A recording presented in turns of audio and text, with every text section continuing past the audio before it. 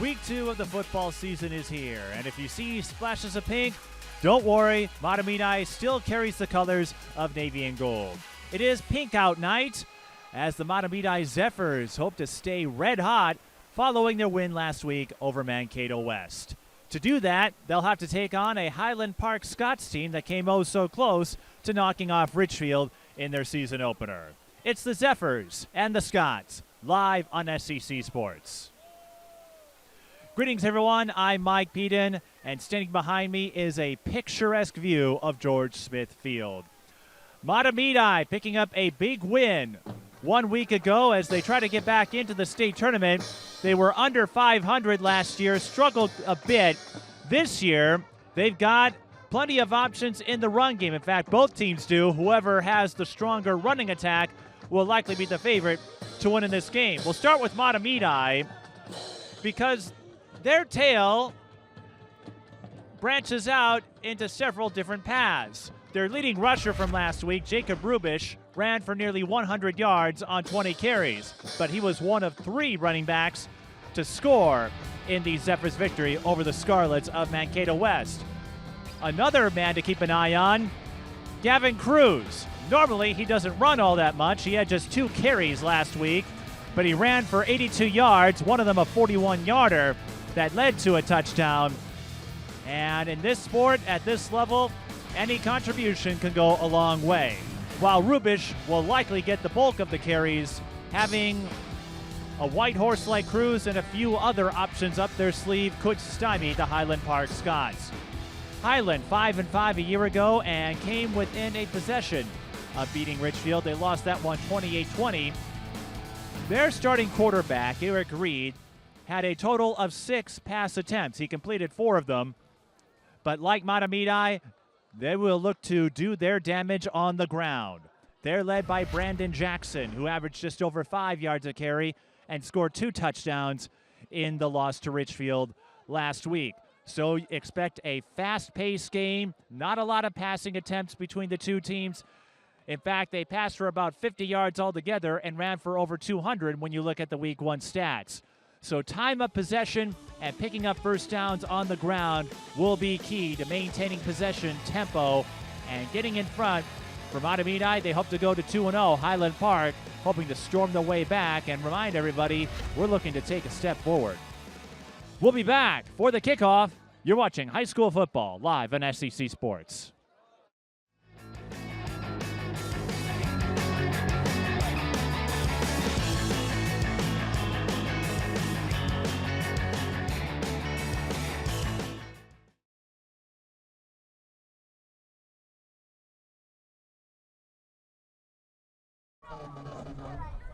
And we are just underway. Mahtomedi won the toss and deferred, and we had a fumble on the kickoff return by number 6, Isaiah Davis. Fortunately, number 27, Owen Hardy, was there to pick it up. And Highland Park will avoid disaster as they will start on offense. Eric Reed, a fascinating story. We noted in the open just 4 of 6. He was not designated as the starting quarterback. The presumed starter suffered a season-ending injury back in the spring. Reed ran running back and linebacker. So he is a two-way player with a lot of versatile experience, but as we said in the open, expect a lot of runs, and there is a run play to start for Highland Park. And they get maybe a yard out of that to the 35-yard line.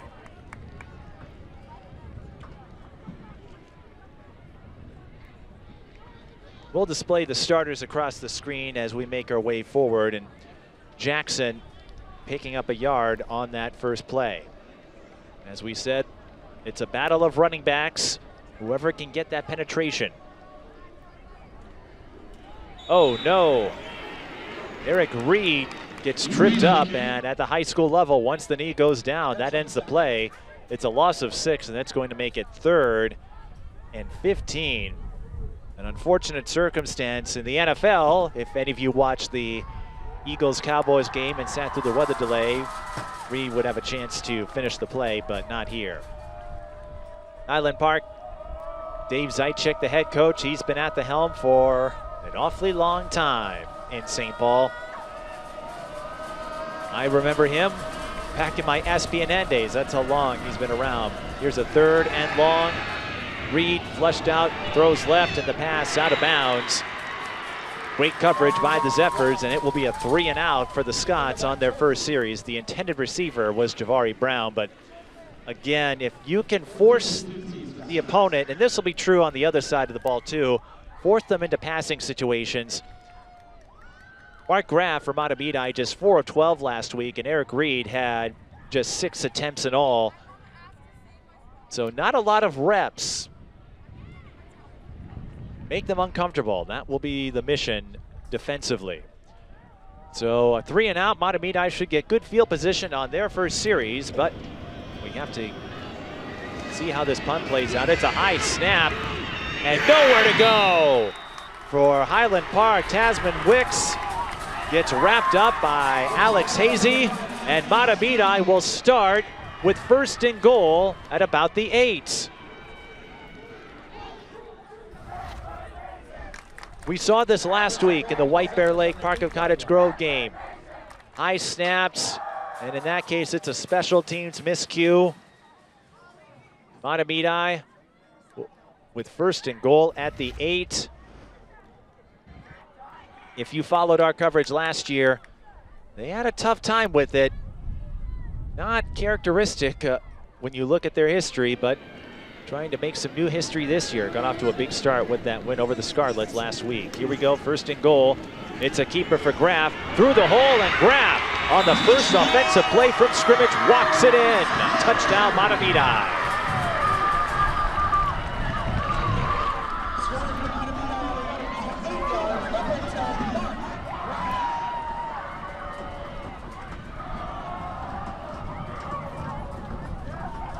The drive math, pretty easy. 1 play, 8 yards, 5 seconds. But here's another look as Graff faked the handoff and saw a seam up the middle. Joaquin Lechuga tried to wrap him up. Graff too elusive. All right, well, if you're Mark Graff, how do you bounce back after a 4 of 12 showing? Again, Mahtomedi won. Just run the ball. And Graff did that 9 times last week for 39 yards and a touchdown. He picks up his 2nd rushing touchdown. He's the holder for number 16, Gavin Byfolk, who drills the extra point. 10:26 left in the first quarter, and Mahtomedi, after 1 play from scrimmage, takes a 7-0 lead. The Zephyrs last year, 3 and 7, and Highland Park 5 and 5, both lost in the section semifinals. There's Dave Metzel, the head coach of the Zephyrs. He said we should be pretty balanced up front. In reference to the linemen, Jose Muchapao and Alex Hazy, the big contributors. And Metzel said we're looking for a few players to rise to the top. Mark Graff, the senior, off to a solid start there, at least on the ground game. And that electrified the pink-clad student section. Again, it's Pink Out Night, typically associated with cancer awareness initiatives. You usually see that in the NFL around October, but we only get so many games as the wind knocks the ball off the tee.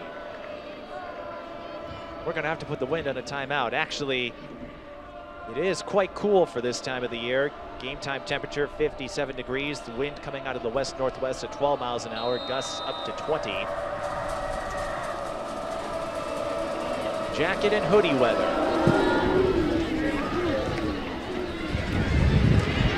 Davis fields the kickoff at about the 15. Gets the 25 before he's met at the legs by Mahtomedi's number 12, Gavin Cruz, who had 2 carries for 82 yards last week, one of them for a touchdown. 1st and 10 for the Scots. So 3 and out for the Scots. A touchdown after 1 play for the Zephyrs. We'll see how Highland Park responds as they start their next series at the 26-yard line.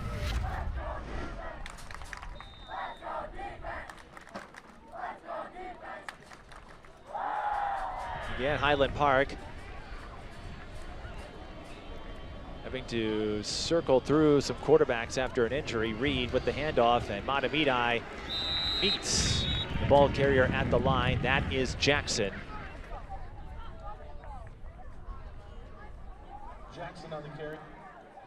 Looks like White and Henderson were involved on the coverage. No gain on the play. Henderson on the tackle for the Zephyrs. 2nd and 10 for the Scots. As we said, whoever can establish the run game should be the favorite. And based on the performances of the two sides, Mahtomedi, you'd think would be the favorite, getting that big win last week. It was a game featured on Strip Varsity. Highland Park in that big formation as Jackson finds a hole. He's into the secondary and still motoring past midfield. Jackson rips off a big gain as he is tackled at the 42.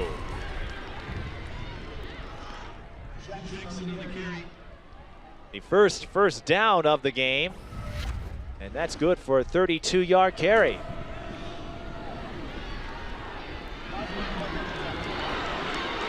Jackson shrugging off a couple of tacklers. One tried to grab his cloth, and Jackson would have none of it. Jackson ran for over 100 yards last week. 155 to be precise on 30 carries. He gets another one here. Up the gut he goes. And this game more modest. Jackson moves the ball about 3 yards as he plunges into the pile. 2nd and 8 for the Scots.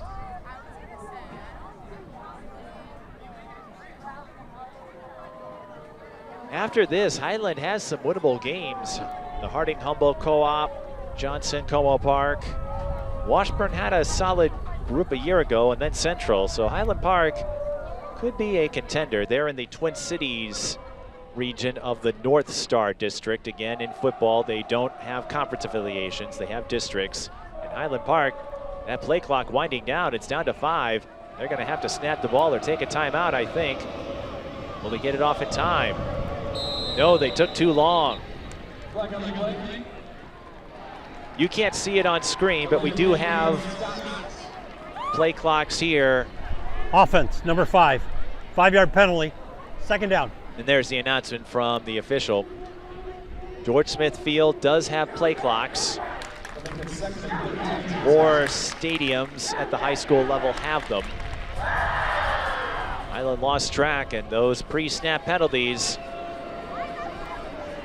always vexing. So it's 2nd and long, another run play, and Mahtomedi, they've been stuffing that middle quite a bit.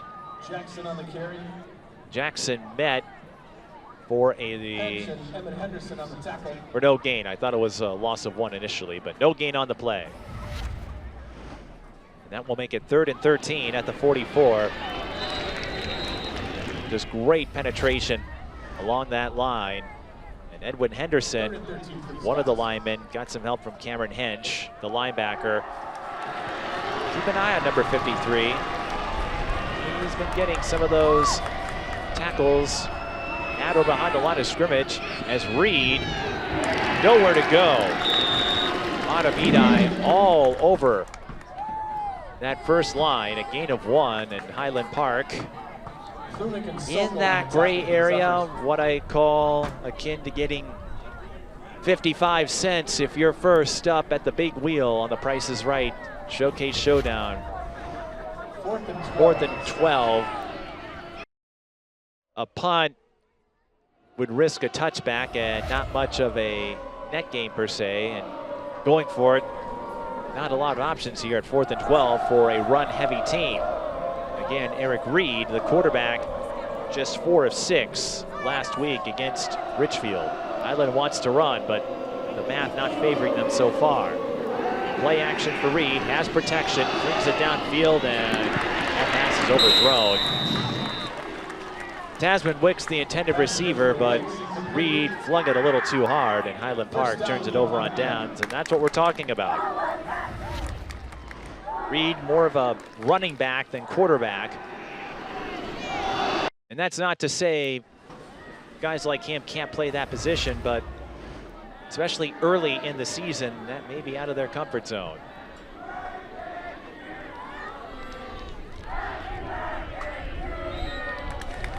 Somebody's got a birthday, by the way. In my case, it's my unbirthday. Mahtomedi takes over 1st and 10 at the 43-yard line. 6:20 left in the first, and we'll see how they handle a traditional series, so to speak. They start with a pitch to Jacob Rubish, and he sprints up the middle for a solid gain as he gets to the 49. A gain of 8. I say that because on the last series, Mahtomedi only had to go 8 yards. Again, Rubish will be the featured player in Mahtomedi's run game. Cruz had those pair of carries for 82 yards. He could be the wild card. 2nd and 2. Player in motion, it's Bifolk. They go to Cruz, and Cruz finds plenty of room. Just like last week, ripping off big gains with the opportunities he has as he scampers to the 21-yard line, a gain of 28. So Gavin Cruz, that will trim his average down a bit, but a 28-yard gain to go with the 2 carries for 82 yards last week.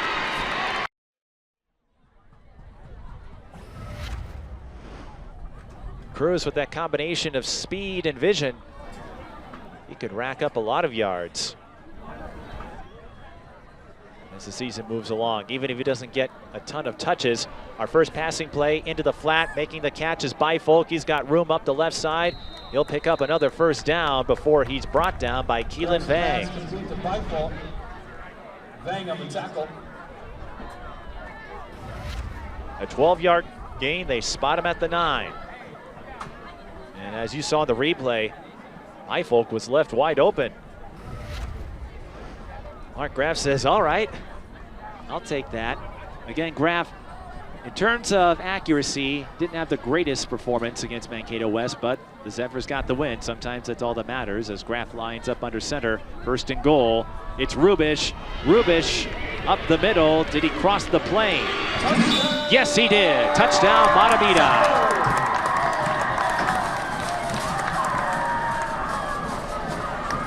Scoring for Mahtomedi from 8 yards out, number 11, Jake Rubish. They call it an 8-yard touchdown. And just like the Graff touchdown, watch the middle. And then Rubish, he was able to get through. He went over number 20, Teddy Dickey, before he touched the ground.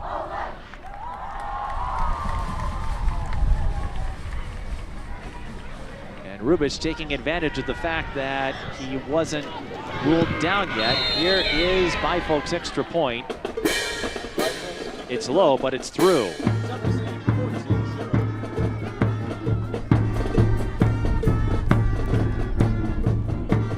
So a 4-play, 57-yard drive, 1 minute, 51 seconds.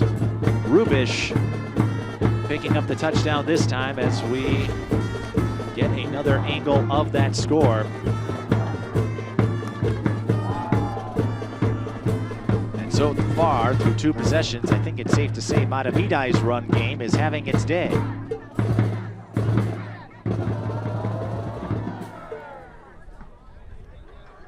Graff, Rubish, and Cruz were the 3 to pick up a touchdown on the ground last week. Mahtomedi, they've got a favorable schedule ahead of them, at least for the next few games. St. Louis Park, Bloomington Kennedy, and Bloomington Jefferson coming up. As you hear the wind whip as Davis fields the kickoff, picked up some space. Davis on the return. And is tackled at about the 30. That's where Highland Park will take over. Tackle made by number 4:23 remaining in the first.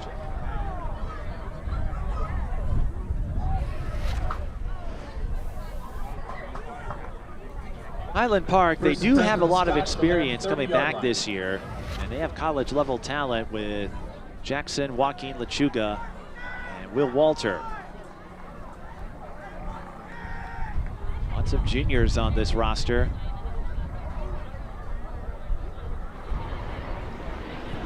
First and 10 at the 30. Jackson on the carry. Able to squeeze through a hole up the left side and get to the 34. Zephyrs on the tackle. Jackson had that one big run in the last 2nd and 6 series, for the Scots. but then the delay of game penalty unraveled the drive.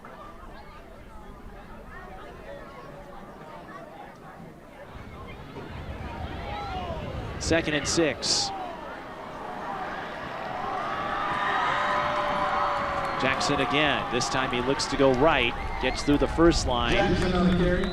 Yards after contact, that is a stat that we will monitor, and certainly one to keep an eye on when you are a running back like Jackson or Rubish. 3rd and 2 for the Scots.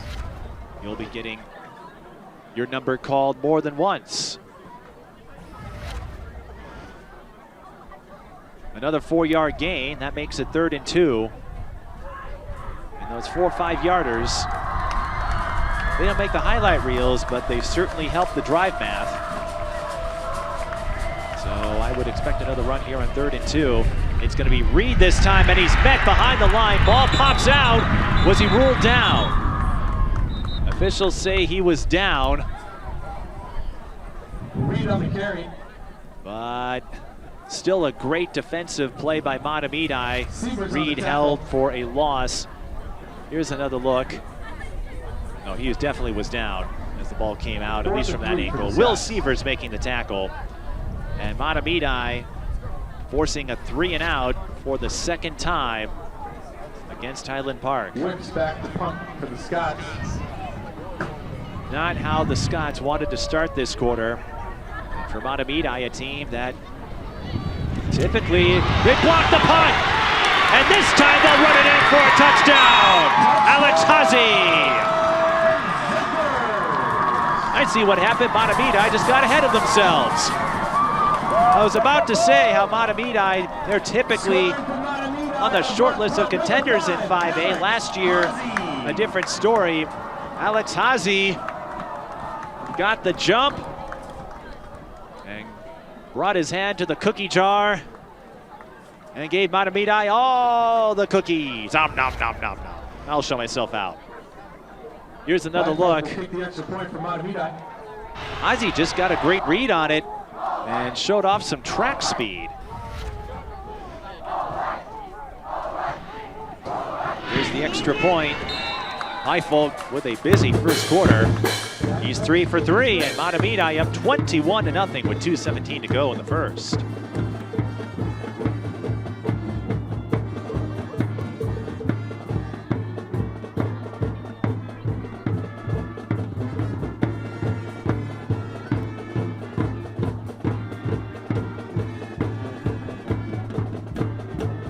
So 2 touchdowns on offense and 1 on special teams for Mahtomedi.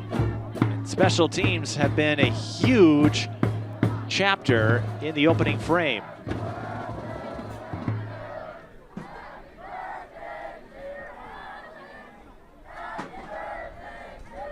Highfolk will kick off for Mahtomedi.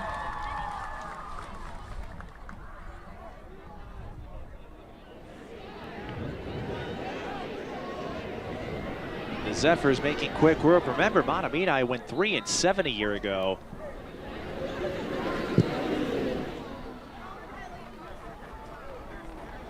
I think it's safe to say they might have taken that personally as Jackson fields the kickoff return this time. Jackson on the return. And he gets it to the 25. If you're Highland Park, you can't get discouraged. This first quarter, I don't think could get a whole lot worse for them in terms of what has transpired, but they do have a more than capable running back tandem. We know Reed has a lot of experience there, and Jackson had that big run a few possessions ago.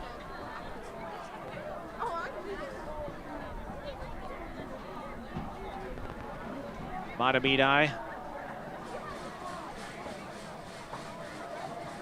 making some substitutions and a flag as the play clock was winding down. No, a timeout. Mahtomedi, their first time out of the half. Apparently, Mahtomedi was about to get caught for too many men on the field. So a timeout was issued before the flag. Mahtomedi 1-0 so far. It's still early in the football season, but as we said a year ago, it was rough seas for the Zephyrs. Not a position we're accustomed to seeing them. Didn't win a district game or conference game, however you categorize it. This year, they hope it's a different story. And later in the year, they will play on the road at Cretin-Durham Hall and end the regular season at St. Thomas Academy. They also get one of their old foes, Tart.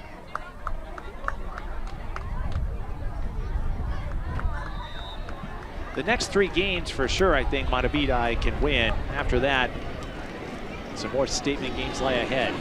1st and 10 for the Scots. It's another run play. Jackson picks up 2 as he gets lost amidst the pile of humanity we often see in every level of football.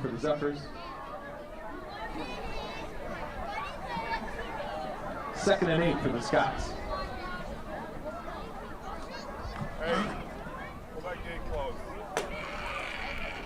Reed getting the play call.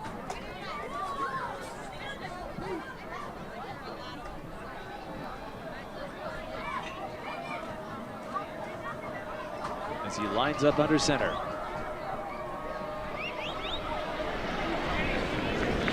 Play action this time. Reed rolls right. There's a flag on the play from the head referee in the backfield. And then the second one as Reed went out of bounds.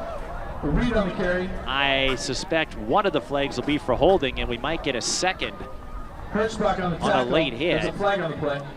And if the penalties go the way I think they will, we'll have a do-over in what would be a break for the Scots.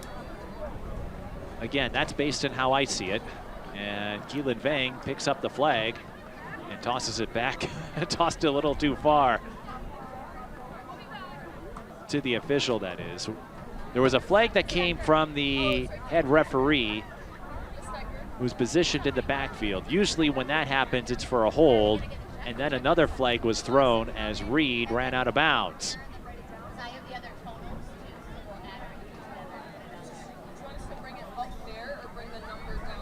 And now the official will sort this out. Personal foul. Defense. Illegal block below the waist. After the play was over. Late hit out of bounds. Defense, number 43. We're going to go 15 forward, 15 back. Result of the play is second down from the previous spot.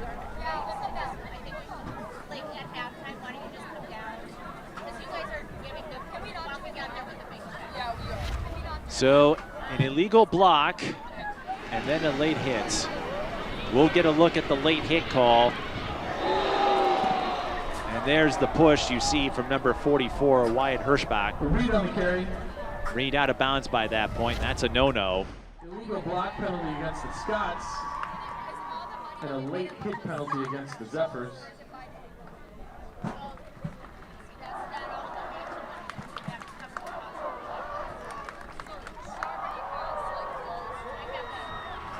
The penalty should offset.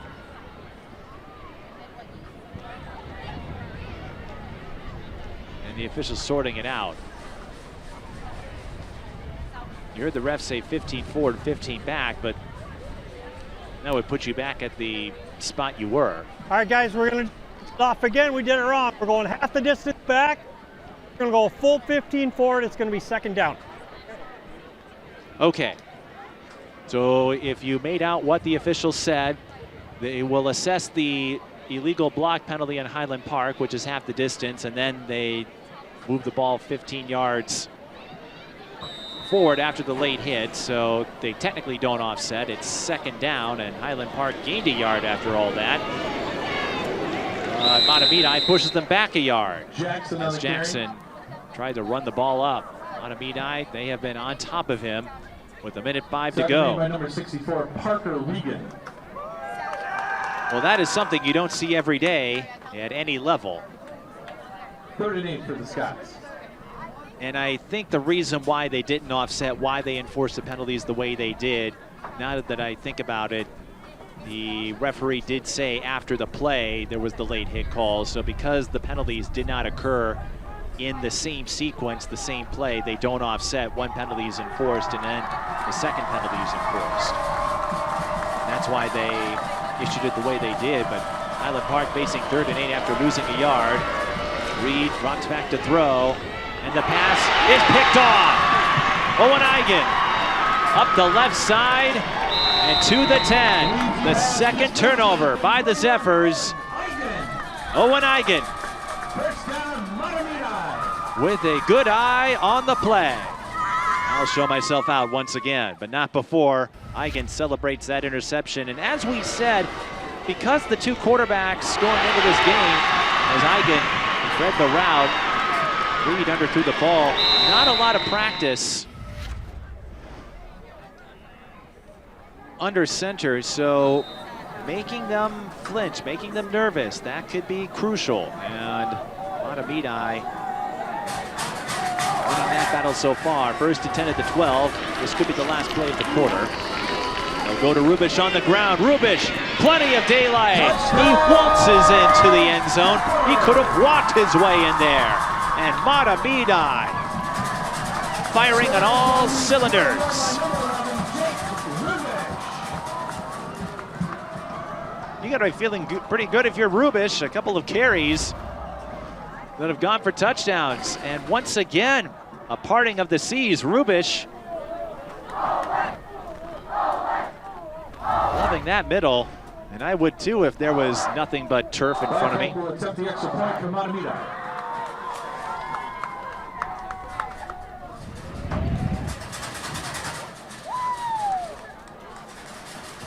That is the second possession that resulted in a touchdown on one play. And Bifold, that kick lower yet, but still through.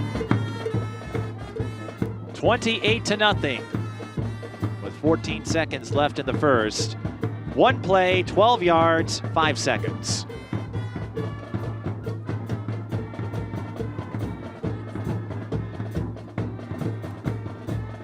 The Zephyrs imposing their will, imposing their might. And the band getting plenty of reps at the school song tonight. Someone may have to check their oxygen levels after the game. They might be a little winded. But this is just one quarter. Highland Park, really what it's coming down to here, the Scots, they had that one big carry by Jackson. That's about it. And that is forcing Reed to make some throws at quarterback. Again, he was not projected to be the starter. An injury to their presumed starter in the spring forced a course correction as Jackson fields the kickoff, gets a running start, and pushes forward his own teammate Isaiah Davis. Jackson gets the ball to about the 28-yard line. Tackle made by number 63. We'll have one more play in all likelihood for the quarter. First attempt for the Scots from their 27-yard line. It'll be 1st and 10 at the 27.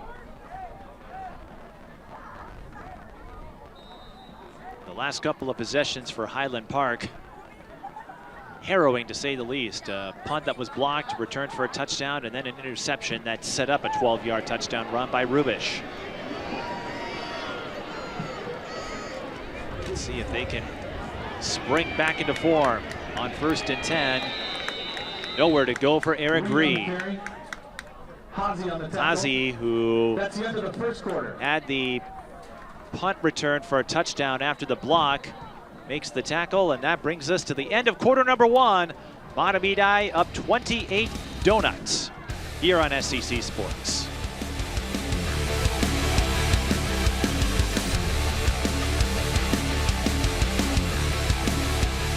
Sit up, team.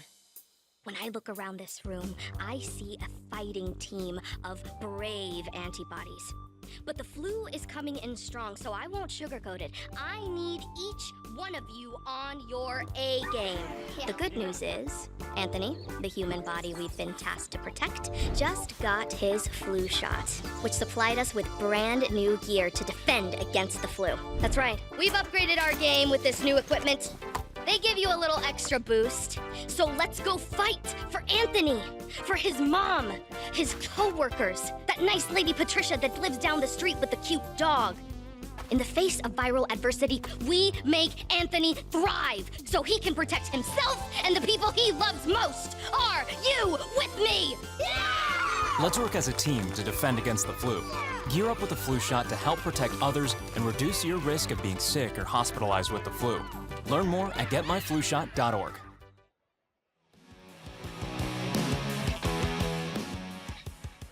Second and 11 as the second quarter underway. Getting some space, trying to turn the edge. That's Joaquin Lechuga, on the carry. the 5'10", 200-pound running back. Hench and Punic on the tackle. Had some space initially, but Mahtomedi able to make the read. Lechuga held to a gain of 3. We'll make it 3rd and 8. And again, these longer third downs have proven troublesome for Eric Reed, who was 4 of 6 last week. I don't think his numbers are going to be quite as spry this week, at least not after that first quarter. Both teams coming off of one possession games. Mahtomedi on the winning side of it, Highland Park on the losing end. 3rd and 8 for Reed. Screens it. Pass high, but caught by Jackson. Mahtomedi snuffs it out. That's James Studink, who wraps up Jackson at about the 25. Highland Park will take a timeout.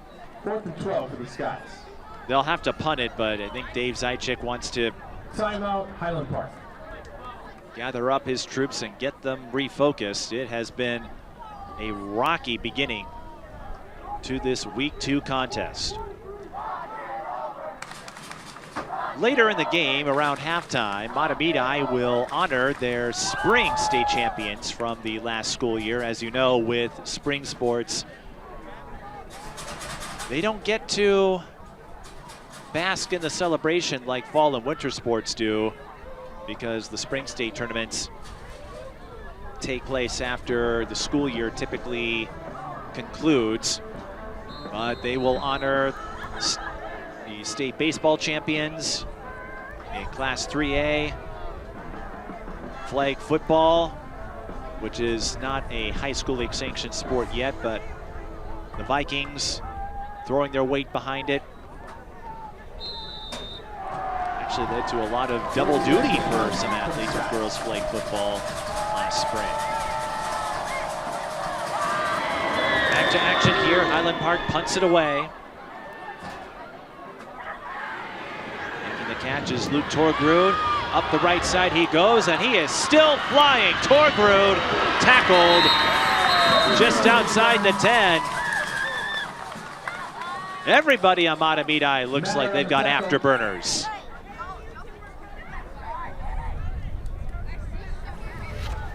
Here's another look at the nitro boost by Torgrud. Once he turned the corner, up he went in a flash. Goal for the Zephyrs from the 10-yard line. 1st and goal at the 10. The second time Mahtomedi has started a series with 1st and goal. Rubish threw one tackle and it's a few yards closer.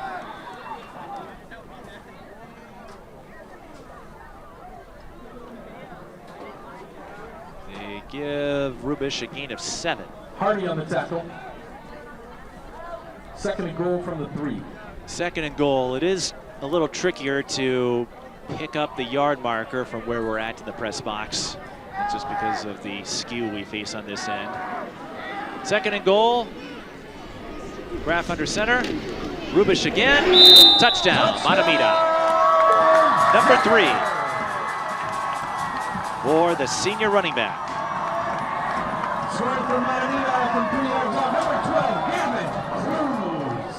That is Cruz, I should say. I'm so used to seeing Rubish in that situation. I forgot about Cruz. I hope he doesn't hold that against me. No, I'm kidding.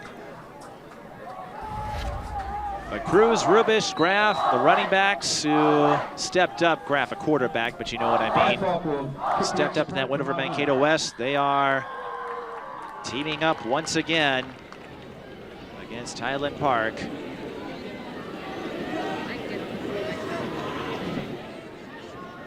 There's Byvolk.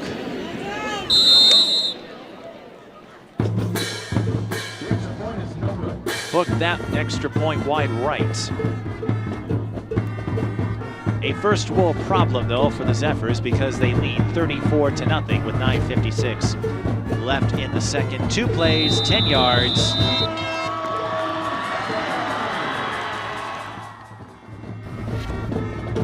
.42 seconds, the length of the drive.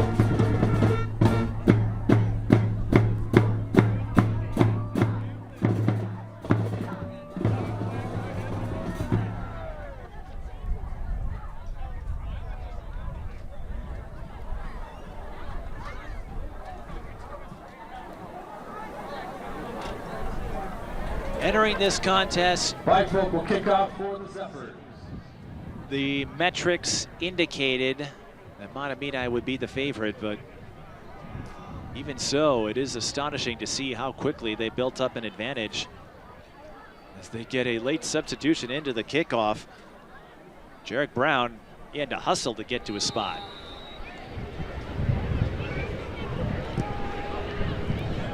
Low line drive. Picked up by Davis, who gets to the 20.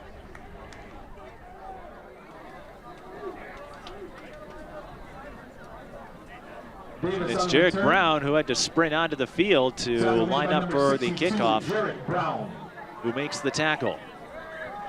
Good thing he remembered his spot in the nick of time. For the Scots from their 20-yard line.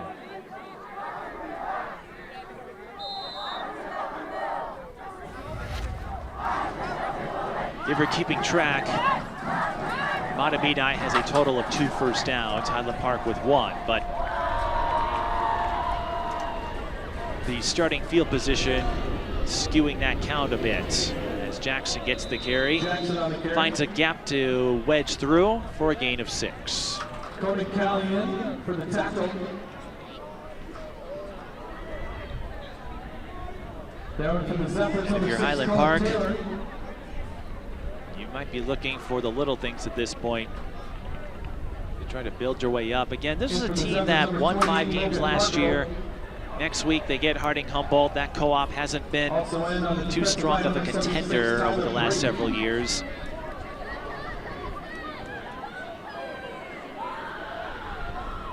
So if Highland Park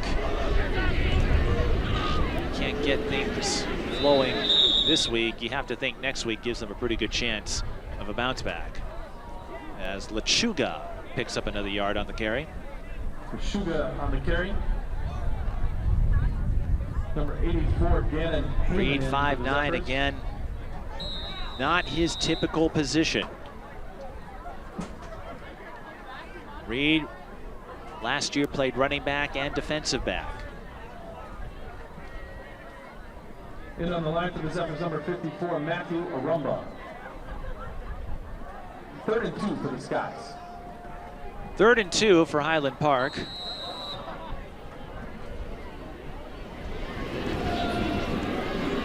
Reed keeps. Reed on the carry. And he's stopped a yard short. Players everywhere. Reed giving a little tap to Logan Hargrove. Hargrove on the tackle. 4th and 1 for the Scots. 4th and 1.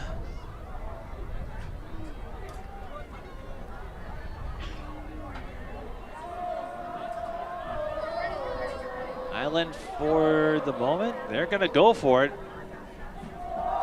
And I don't blame them. When things haven't gone your way, to put it lightly, see if you can make some magic happen. But a bad snap ends the play. Hard to say if Lechuga would have been able to down on 4th down. Reach the line to gain, but once again, at high school and college, if your knee is down, that ends the play automatically. We'll see it here.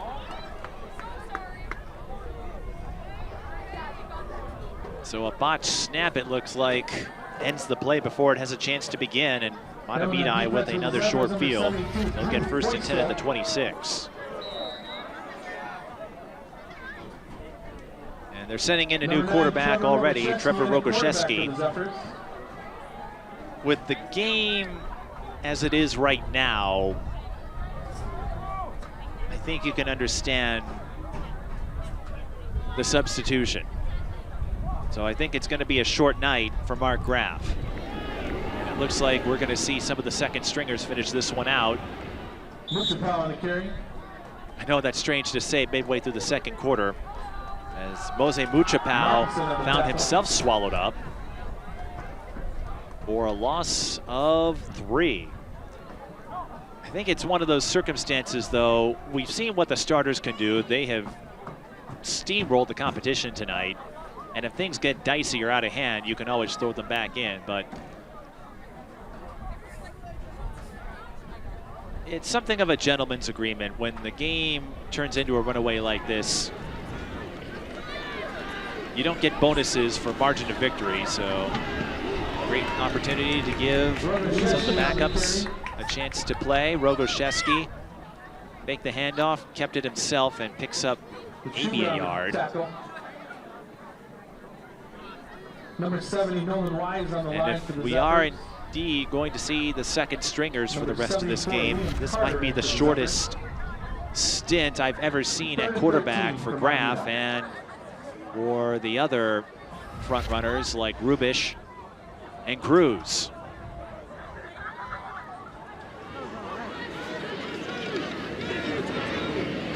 Coincidentally, as Rogoszewski makes the throw to an open teammate, that is Henry Johnson. It's short of the line to gain, but it is a pickup of 9, and Mahtomedi, I think, will go for it here.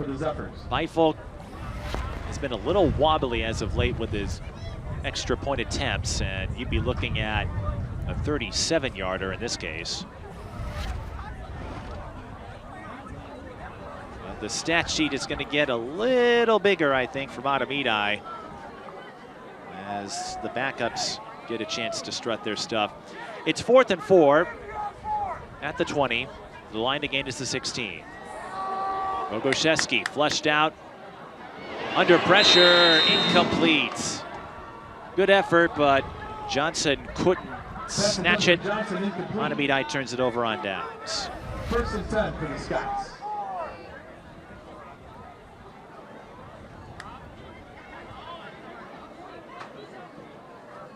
Now in on defense for the Zephyrs, number 88, Danny Ruiz. Johnson a little deflated. Haas.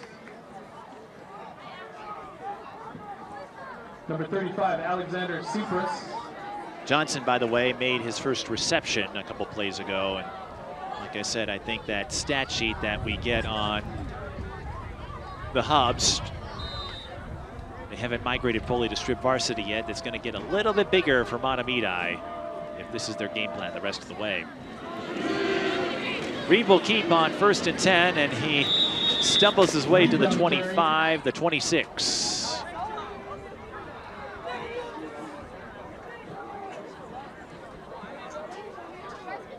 Everybody's slipping up.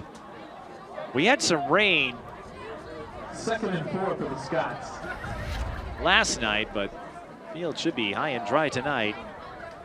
That being said, I also don't have to worry about 11 guys coming for me. 6-yard gain for Reed as he lines up under center, 2nd and 4. On the carry is Jackson. lunges up the gut, and that will be enough for a first down. A gain of 5, second first down picked up by the Scots. Mahtomedi will get the ball to start the second half, but again, given the score, I don't think we'll see too much action from the starters, if at all. It's first and 10 for the Scots.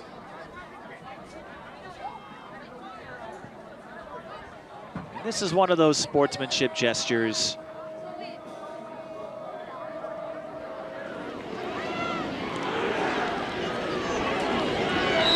As the front line from Mahtomedi swallows up the ball carrier. Looks like that was Lechuga. Haas on the tackle. Tough to tell when you get those plays. Second and 12 for the Scots. Loss of 2 on the play, that much I know.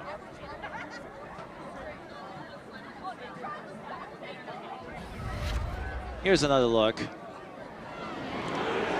That was Jackson on the carry. Couldn't tell right away, and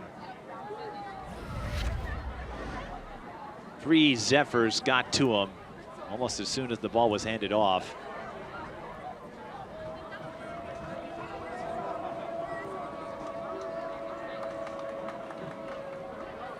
Pistol formation this time. Reed drops back to throw. Flushed out. Now he's got room. Plenty of it. To the 40. Up midfield. He'll run out of bounds. Mahtomedi, they did such a great job applying pressure. They have overdone it. And Reed picks up a first down and then some with his feet. A gain of 26 yards.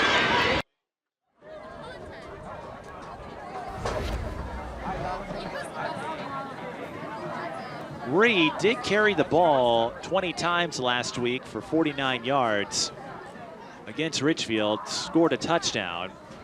And even if this is coming in stat padding time with 3:18 left in the second. As I mentioned earlier, if you're Highland Park, you have to look for those little things to build upon for future games, as Reed will keep it himself. He had good blocking, and he'll pick up a decent gain as he gets to the 39-yard line. Wanted to pass again. But his own line giving him some space to run. Second and 4 for the Scots. Sometimes you don't have to get too cute with it, just follow your leads. In this case, the O-line.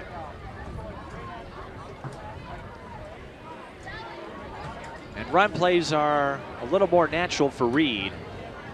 Again, running back and defensive back last season. Whatever happens this year, he'll have some stories to tell about the time he got to play quarterback. Lechuga. Fullback draw. Lechuga will get 2 yards before forward progress is stalled.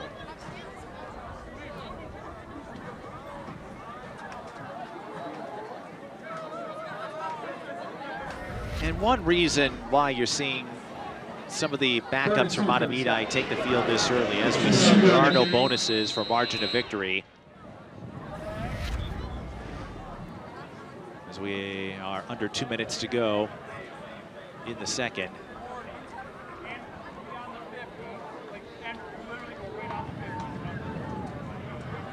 And every team makes the postseason with their section playoffs.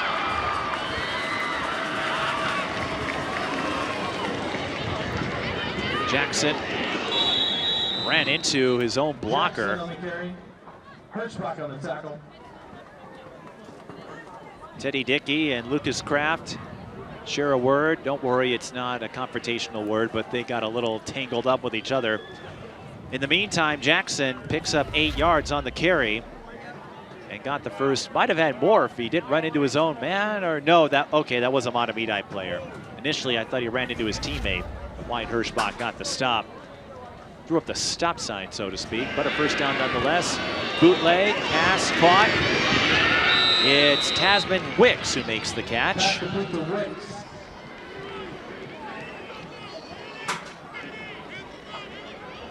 A gain of 6 on the play. That is the first passing play for Highland Park. Coincidentally, both teams just one pass completion. Highland Park in the hurry up, and Jackson hurrying to the right side, looking to turn the corner. Jackson breaks the play.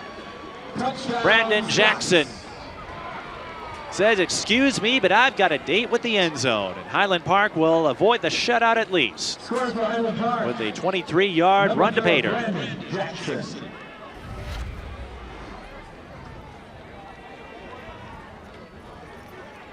Yes, I know this may have come in stat padding time in the second quarter, 38 seconds left against players they don't normally see, but you've got to build up confidence one way or another.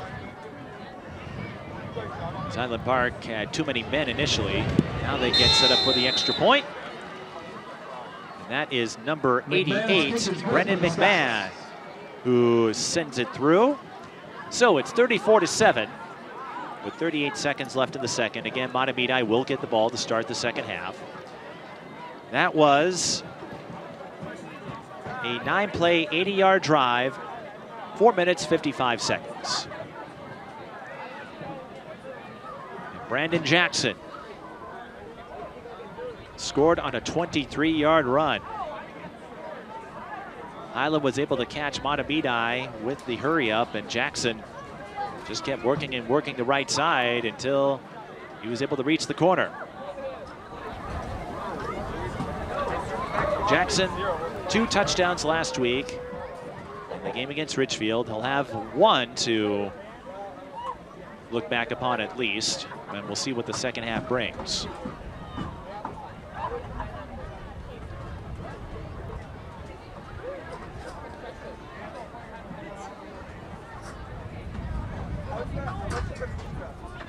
McMahon will kick off for the Scots. I'm looking at my drive chart, and not surprisingly, again, based on the research for this matchup, a total of 3 pass completions.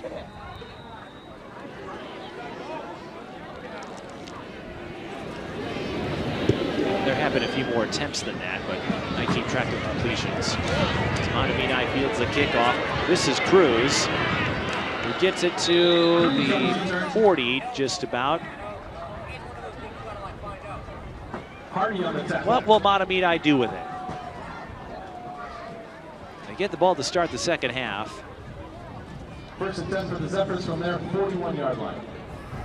They have 32 seconds left. The 41-yard line, not terrible field position. And they have 2 timeouts left. So if they wanted to,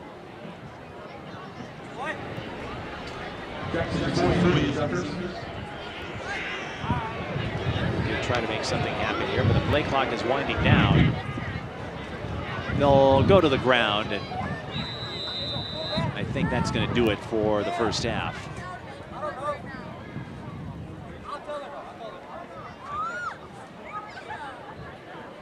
I had to make it interesting. It was Isaac Opitz, I believe, on the carry. And Mahtomedi content to let time run out and focus on the second half. Again, when you're up 34-7, an understandable move, but a great first half for Mahtomedi. And I don't mean just great, I mean it was Tony the Tiger great. The Zephyrs up 34-7 at halftime. We'll be back with first half stats, highlights, and analysis. You're watching high school football on SCC Sports.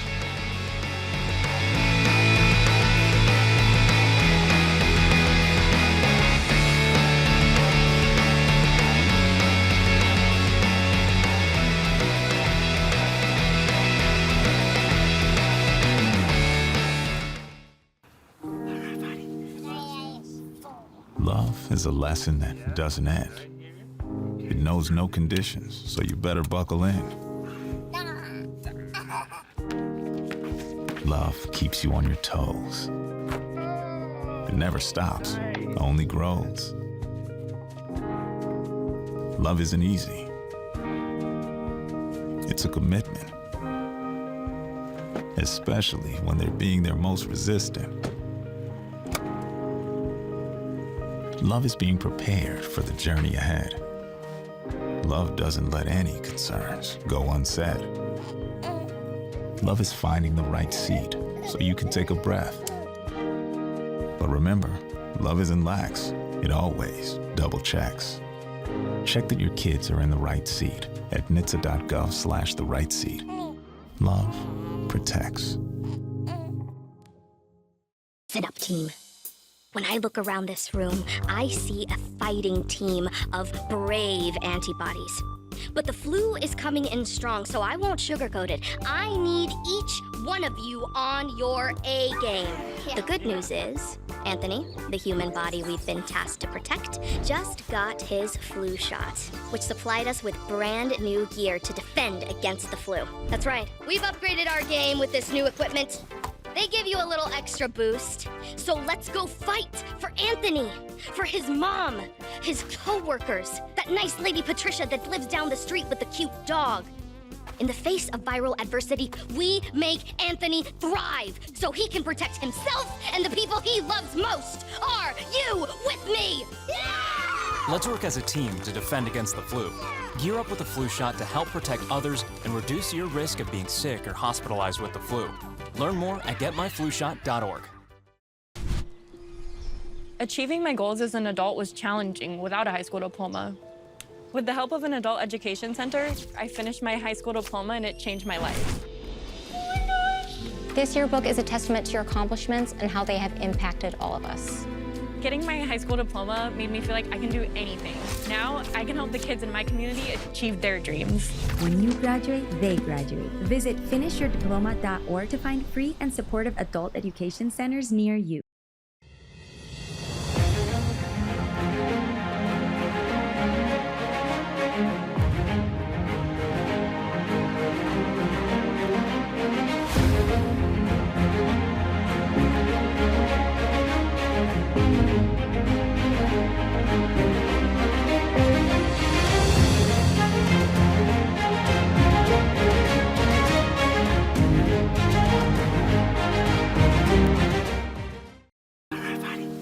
Love is a lesson that doesn't end. It knows no conditions, so you better buckle in. Love keeps you on your toes.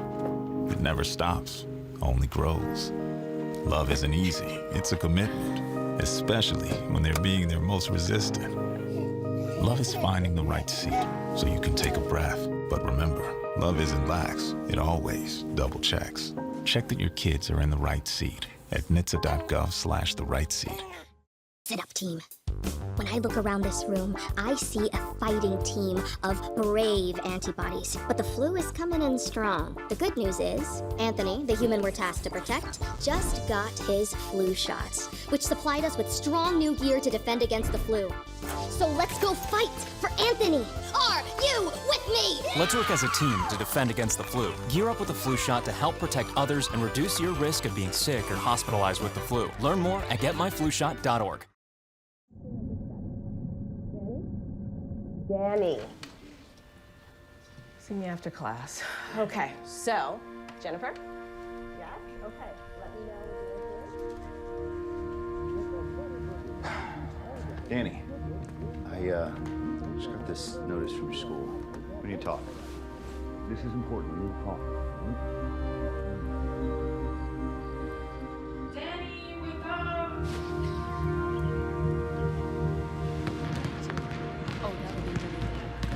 Danny! Labs.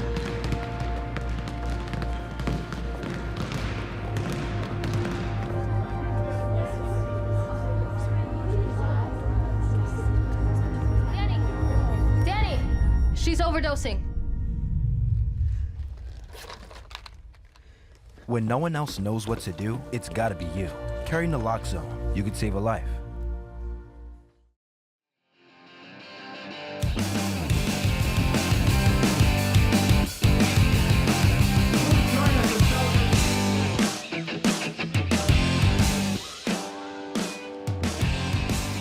Our Pink Out fundraisers and our spring state champions for Mahtomedi being honored at halftime, and the Zephyrs are putting up a highly honorable performance so far as they lead 34-7 against Highland Park in week 2 of the 2025 high school football season on SEC. Mike Beaton with you.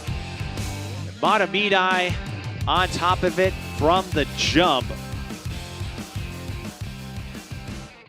to the point where their starters were pulled midway through the second quarter, and it began with the quarterback, Mark Graff, running it in from 8 yards out after a high snap on Highland Park's first series, led to 1st and goal at the 8. Later, Rubish scores from 8 yards out on Mahtomedi's longest drive of the game, 57 yards. Then Alex Hazy blocked punt return for a touchdown. That made it 21-0. As we take another look at Mahtomedi's stingy defense. That was Owen Eigen making the pick that would set up another touchdown for Rubish. This one from 12 yards out. That made it 28-0. And then Gavin Cruz with his second touchdown of the year. That made it 34-0. Mahtomedi missed the extra point. Highland Park, as you can see, it took a while for their offense to get going. And this was their biggest play on their last series of the half. Brandon Jackson straddles the right side and finds the corner to get Highland Park on the board, but their work is cut out for them, to say the least. 34-7 the score. As it stands right now, Highland Park has more first downs than Mahtomedi, but you have to keep this in mind. Mahtomedi, in all but one series, they started in opposing territory. And in one case, twice actually, they had 1st and goal. So the field position heavily skewed toward Mahtomedi, and they will get the ball to start the second half. Simply put, their offense and defense combining like peanut butter and jelly or peanut butter and chocolate, whatever your preference. The Zephyrs, they are looking to get themselves back into the short list of contenders. And based on this performance, following that win over Mankato West, I think the Zephyrs are going to be entering the conversation if they haven't already. Second half coming up. This is high school football on SEC Sports.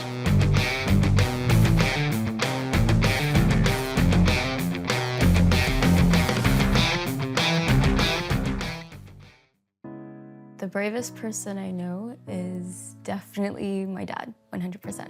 My friend Sean. My daughter Cynthia, and she was in the United States Army. One of the bravest things he ever did wasn't when he first enlisted, it was when he found his first support group. Our journey has not been easy. One of the bravest things he did was when he asked to move in with me and my mom. I felt like I was lost, and you gave me a place to stay. When he decided he was going to go back to school after 23 years. It was the better part of my life that I spent in the Marine Corps. Transitioning out, it's a difficult thing. She went on foreign soil. She went to war. But the bravest thing she did is when she asked for help.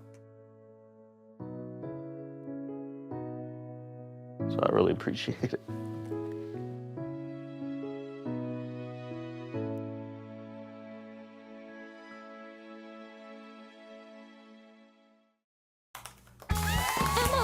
Did you hear? Todd's in the hospital. Who's Todd? He got a collapsed lung from vaping. He thought it was cool. Not cool.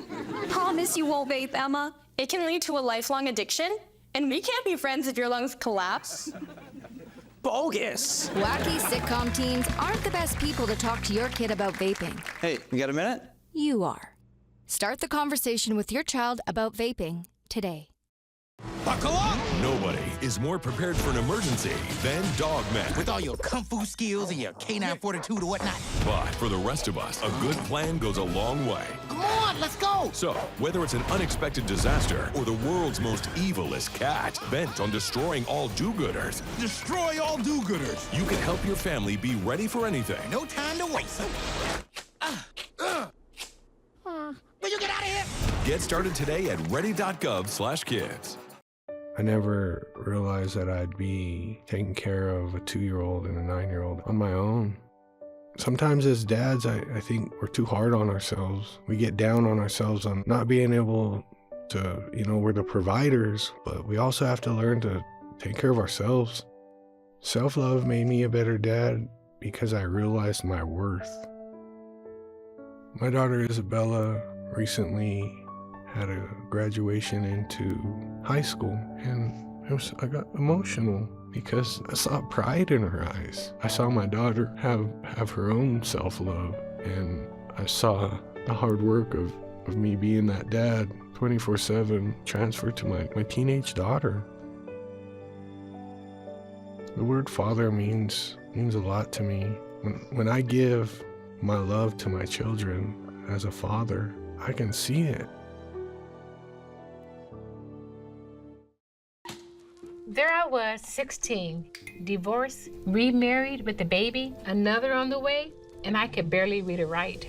Getting my high school diploma was a catalyst I needed. Now I have a bachelor's and master's, and I became a teacher. When I look at all these success stories, I could not help but think it all started by getting my high school diploma. When you graduate, they graduate. Visit finishyourdiploma.org to find free and supportive adult education centers near you.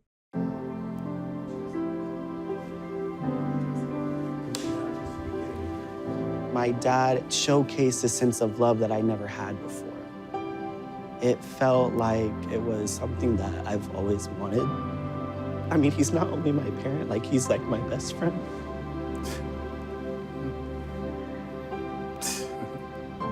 Learn about adopting a teen at adoptuskids.org.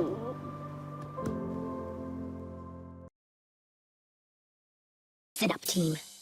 When I look around this room, I see a fighting team of brave antibodies. But the flu is coming in strong, so I won't sugarcoat it. I need each one of you on your A game. The good news is, Anthony, the human body we've been tasked to protect, just got his flu shot, which supplied us with brand new gear to defend against the flu. That's right, we've upgraded our game with this new equipment. They give you a little extra boost. So let's go fight for Anthony, for his mom, his co-workers, that nice lady Patricia that lives down the street with the cute dog. In the face of viral adversity, we make Anthony thrive so he can protect himself and the people he loves most. Are you with me? Yeah! Let's work as a team to defend against the flu. Gear up with a flu shot to help protect others and reduce your risk of being sick or hospitalized with the flu. Learn more at getmyflushot.org.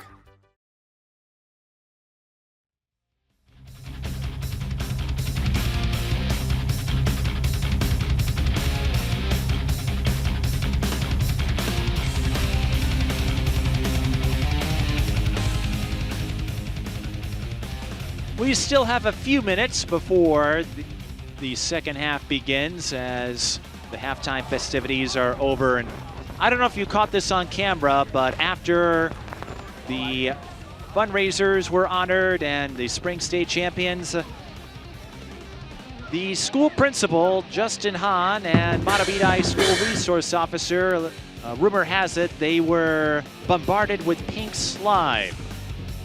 If anyone watching this, if you have some maybe cell phone video, got it on camera, feel free to send it our way. Always a treat to see the big wigs get slimed. I suppose, pink makes sense, and if it were green, Nickelodeon might issue a cease and desist letter. But I digress. Mahtomedi, what more can you say? 34-7.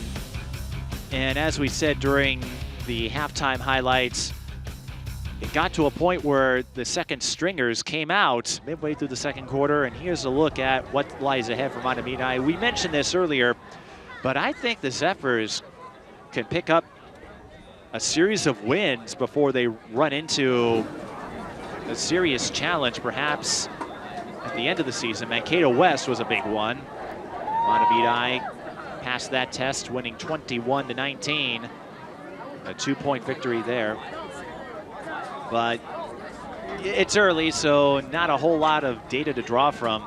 But I'm thinking they might go undefeated until They face Cretin-Durham Hall and St. Thomas Academy, both road games, I might add. And here's a look at the Highland Park schedule that awaits them outside of the MEA week. But Harding, Humboldt, Johnson, Como, those present winnable games. The St. Paul City Conference, technically it's not how they line up in football, but I think you know what I mean. They haven't been as formidable as some of the other schools in the area, but like we said, we don't have a lot of data to draw from yet. Week 1 behind us, we're in week 2, so it's really hard to gauge the circumstances until we get a little closer. That's typically how football works compared to the other sports like soccer that we'll be covering on Tuesday, and I'll be with you for that one. White Bear Lake hosting a doubleheader then. But it's time for the second half. Mahtomedi again will receive the second half kickoff. And I don't think we're going to see a ton of activity, if any, from the starters. They did more than enough, with Mahtomedi capitalizing on a short field. Again, 2 possessions at first and goal to start. And 3 times overall, Mahtomedi started a series in the red zone.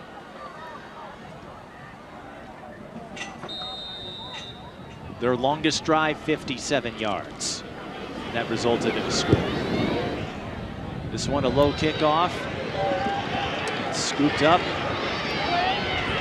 by Gavin Cruz. Flexing his fast feet once more and giving Mahtomedi solid field position.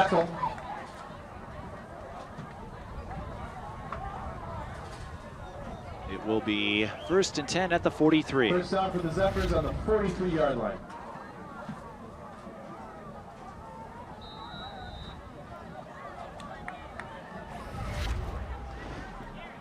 And indeed, the backup, Trevor Rogoszewski, is still out there. He'll pitch it to number 23, Mose Buchapau, and he picks up his biggest gain of the evening. Buchapau inside the 40. Buchapau's carry good for another Mahtomedi. First down. We'll take another look. There's Buchapau. Nets a quick 19. First down at the 38.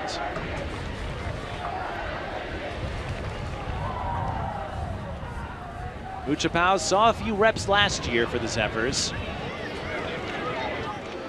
Another carry, big seam up the right side. Buchapau will follow that opening as he is tackled by Davis at the 20. Buchapau's carry good for another Mahtomedi. 19-yard gain and an 18-yard gain for Buchapau.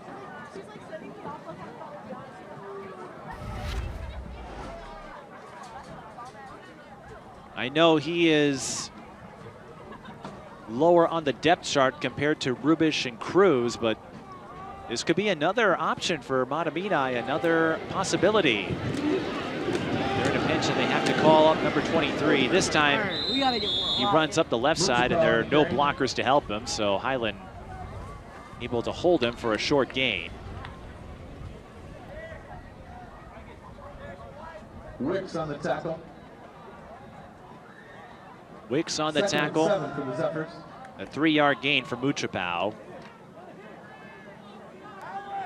Once again is the tailback. And Cruz appears to be the fullback. As Rogoszewski lines up under center. It's Buchapau again. Spins past one tackler, but he can't spin past a second. Ball knocked loose. Fumble recovered by Davis.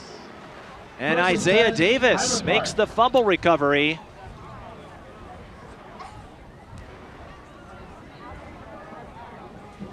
So a promising drive for the backup group by Mahtomedi ends, and I don't know if that was a punch out or if Muchapao lost the grip, but Joaquin Lechuga made the initial play. And Davis scooped it up. So a stop for the Scots.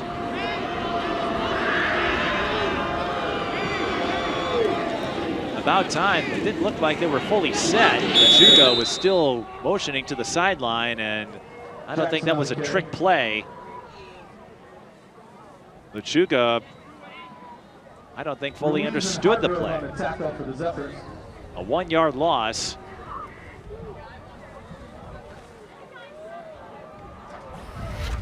Let's take another look. We saw the tail end of it. Lechuga was still motioning as they went to Jackson on the carry, and Lechuga is asking, what the heck happened? 2nd and 11. Reed keeps. Jackson blocking for him. Reed able to get past the 20. But it's going to be 3rd and long. 3rd and 6 for the Scots. Okay, a little closer than I thought. Forward progress. Spotted him at the 22. So 3rd and 6, but still not the ideal situation for the Scots, who've forced their first turnover of the game on the fumble by Muchapao. Split backs. And then Jackson the deep back, but Reed wants to throw. It's a screen to Keelan Vang, and Mahtomedi covers it well. Hudson Hargrove on the tackle for the Zephyrs. Picked up a yard, and the punting unit already coming out for Highland Park.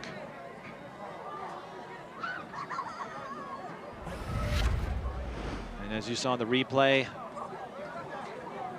no open space for Vang to work with. So a 3 and out after Highland gets the turnover. Punt is away. Mahtomedi will not return it. Ball will stop just past the midfield marker, and Mahtomedi will take over at the 50. So no damage done after the Muchapao fumble. 1st and 10, Mahtomedi. And they'll get to try again. If you're curious, for those who haven't watched high school football in a while or maybe need a refresher, the mercy rule threshold would be 35 or more by the 4th quarter unless the coaches were to agree to it ahead of time. Pitch to Muchapao on 1st and 10 at the 50. Muchapao breaking through tacklers, finds a big seam up the middle, and he'll pick up another 19 yards. He's been able to rip off some big chunks. We'll see if he can hang on to the ball. That was the one Achilles heel that got him on the last series. But he's running his routes and reading his lanes superbly in the time he's out there. And as we said, it may be coming against a team they will beat soundly. Maybe it's stat padding time, but these notes could be helpful later in the season as Muchapao barrels down the left side and add a few more yards.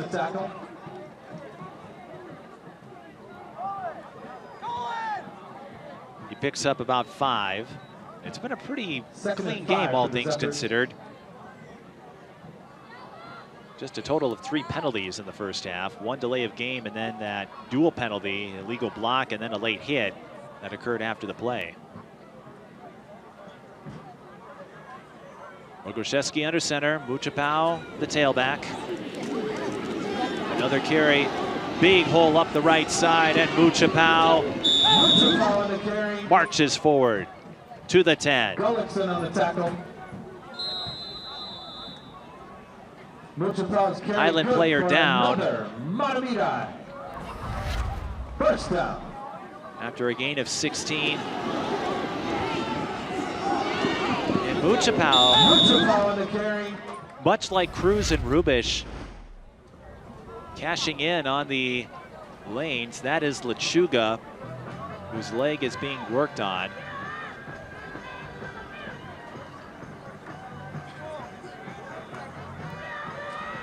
Lechuga, the 5'10" junior. Dave Zajic guiding him back to the Highland Park side.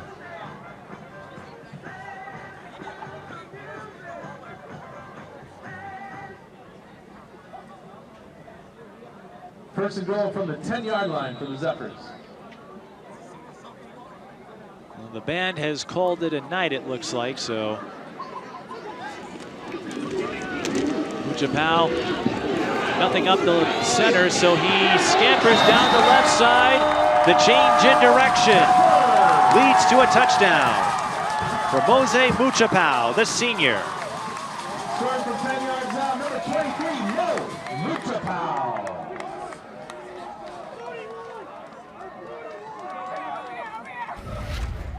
Muchapau carried the ball on every play of that series.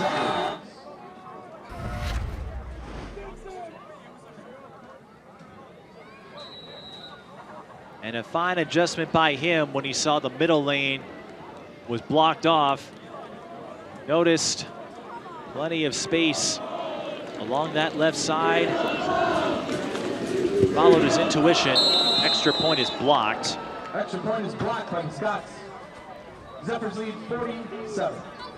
40-7, the score as Mose Muchapau picks up his first rushing touchdown of the year. Take another look. He went up and then cut left when he saw there was nothing to be gained up the middle. And as we said before, this may not matter all that much in this game, but it could matter down the road, especially when Mahtomedi has those barometer games to end the season. Cretin-Durham Hall and St. Thomas Academy, both road games.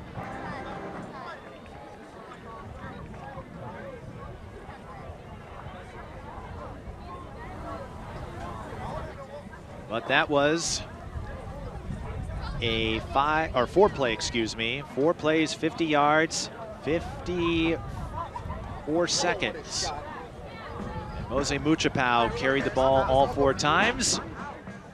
5 folk will kick off for the Zephyrs. Did not have a carry against Mankato West last week. And I wouldn't be surprised if he ends up being the leading rusher in this game. Davis initially bobbled the kickoff, picks it up, and brings it to the 26-yard line. Davis on the return. Schmiedels and Bengston on the tackle for the Zephyrs.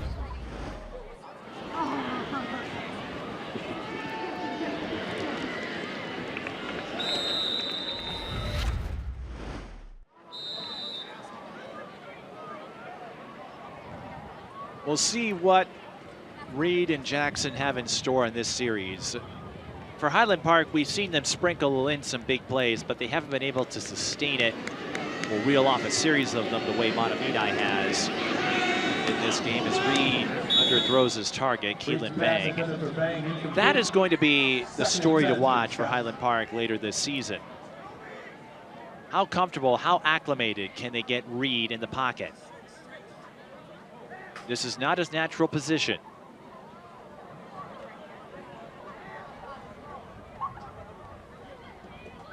And like anything, it takes some time.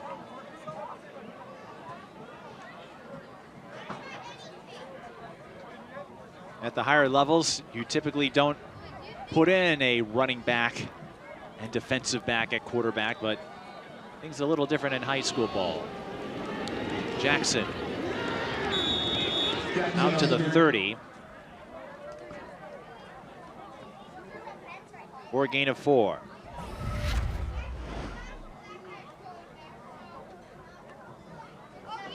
Carter and Opitz on the tackle. Had some blocking initially, but then a sea of navy and gold. 3rd and 6 for the Scots. We did say whoever established the run game would be the favorite to win, and Mahtomedi doing that all the way up and down the depth chart. The 3 young men who scored touchdowns in the winner from Mankato West did so again tonight, and Muchapau joining the group in the last series for the Zephyrs. 3rd and 6 for the Scots. Reed keeps, he's being pursued from behind, has some blocking though, and Reed able to gain just enough. Actually, he picked up plenty. Reed. First down for the Scots. Ends up with a gain of 14 yards.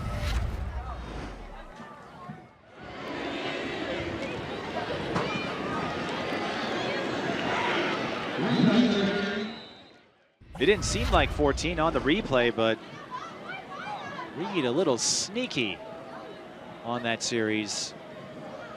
On that play, I should say. Gannon Heyman was pursuing him from behind, but Reed just a little too swift for him. It's Jackson's turn with the ball. This time he had a gap along the right side of the line, and he is able to pick up another first down as he gets it to the 46. Opitz and Brady on the tackle for the Zephyrs. Back-to-back first downs for the Scots. 5:17 left in the 3rd, and again, this is all coming in stat padding time. Mahtomedi sending out their backups midway through the 2nd quarter. But just like Muchapau could be offering another pathway for the Zephyrs, what we see out of Highland Park tonight could speak volumes later. They have some winnable games coming up. As Jackson pushes up the middle for a 5-yard gain.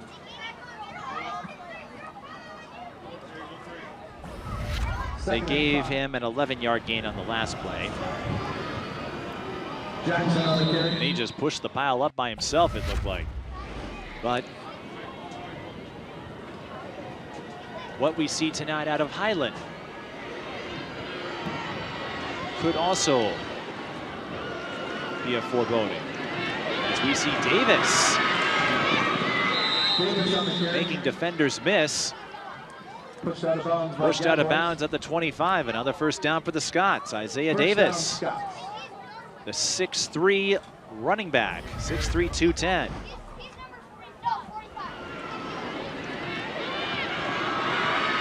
We don't see a lot of lengthy running backs, although Orono has one of their own. And one advantage, even though a 6'3" frame might not look like a running back in the traditional sense, so one advantage is having that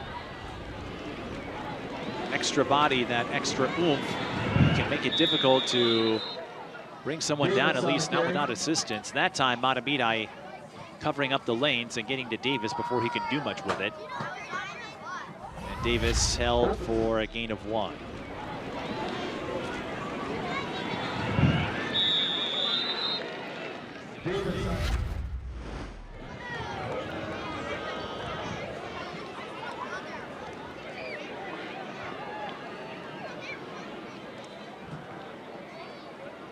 Second and 9.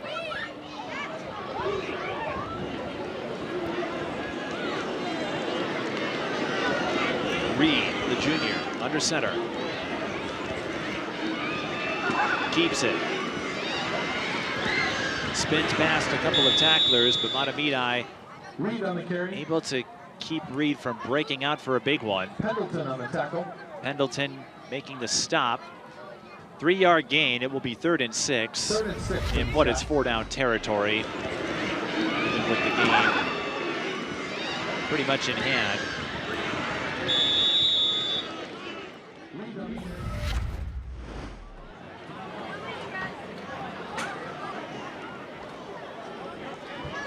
The Pioneer Press tabbed Reed as the most intriguing figure to watch before the season. Their high school football preview. And his progression will be something to monitor in later weeks. 3rd and 6, up the middle goes Jackson. Jackson on the carry. Stopped just short by a yard. And Jackson getting his left leg stretched out. We mentioned this in week 1, and even though the temperatures have been fall-like, cramping can still creep up. It doesn't have to be hot and humid if that is indeed the case. It will be 4th and 1 when we resume. And they are still stretching out the left leg of Brandon Jackson, the 5'10" junior.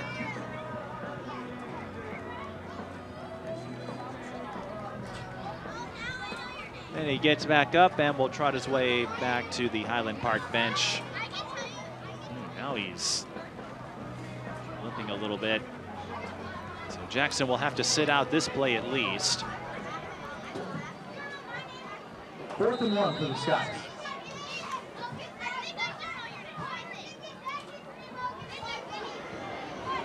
They'll have to take another look at it. It might be more than a cramp. Meanwhile, on 4th and 1, it's a keeper. Reed has enough. There he is. He disappeared into the pile.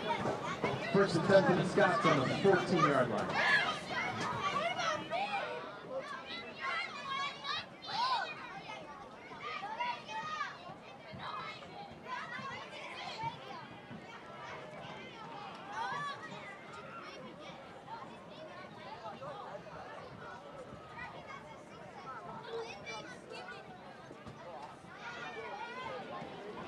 Fresh set of downs. At the 15.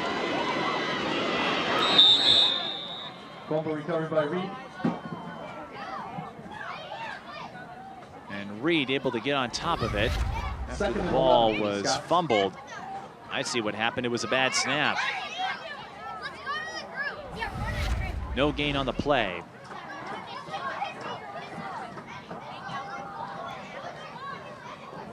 Second and 10 at the 15. And Reed under center again. This time the snap is clean. It's Davis on the carry. He fumbles it, and Mahtomedi will pick it up. Wyatt Hirschbach up the left side, tackled by Reed. But Hirschbach making the fumble recovery. Again, Jackson, the primary ball carrier, still working on his legs along the sideline, and Davis, while he was able to get a big gain, just lost his grip as Jackson Foy dragged him down.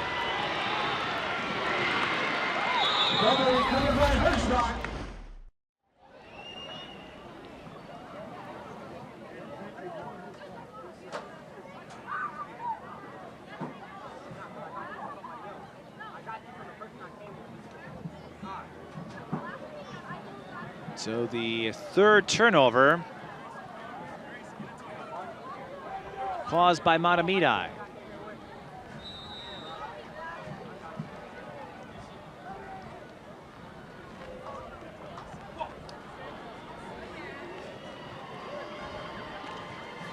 First and 10 at the 44. Muchabao carried the ball on every play of the last Zephyrs series. We'll see if that happens again. No, Rogoszewski keeps. And Highland Park blows it up. Stephen Linebaugh Jr., I believe, was the first to get to him. Linebaugh, tackle. No, it was number 65, Baeza Regassa, but Linebaugh certainly helped him out. 2nd and 14 for the Zephyrs. So Regassa the first to get to Rogoszewski, and Linebaugh also swallowed him up. Mahtomedi will let time expire. And regroup for the fourth quarter. They've got the win in hand just about as they lead 40-7 with one more to play. As the backup crew That's the end of the third quarter. Getting some first-hand experience Zephyrs lead of the 47. gridiron, experience that could prove valuable later in the season. Fourth quarter coming up in just a moment.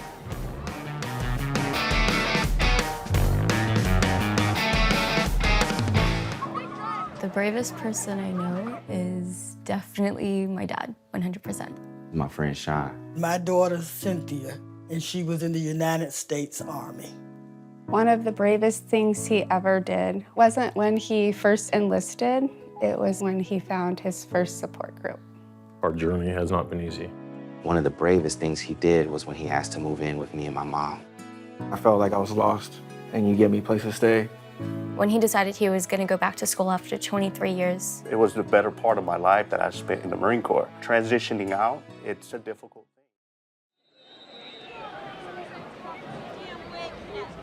Mahtomedi raring to go to start quarter number 4 as they cap off a dominant week 2 performance. Muchapau spinning past tacklers. He's got the first down and plenty more as he traverses up the left sideline inside the 35. Throw on the tackle. Right at the 35. Muchapau's very good for another. But that's a Mahtomedi. 25-yard gain for Muchapau. First down. And when you factor in, as the Mahtomedi huddle, they're all looking at the coaching staff before reading the play, but Muchapau, at this rate, he's going to be the leading rusher for the Zephyrs. Of course, he had more snaps than the starters did, but what that could mean in terms of value, we'll have to see. A fake handoff, then a pitch to Muchapau. Plenty of turf along the right side as Muchapau rattles off another big gain. Gullickson on the tackle. Gullickson with the tackle, but Muchapau Muchapau's very good for another Mahtomedi. snatching up big chunk after big chunk of yardage.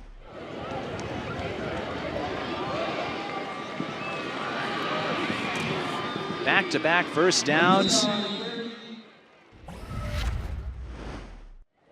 Muchapau accumulating more than 100 yards rushing.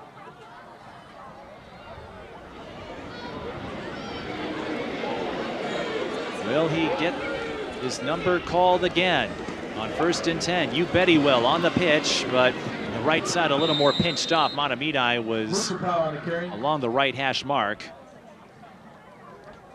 So Muchapau will have to settle for a 3-yard gain this time.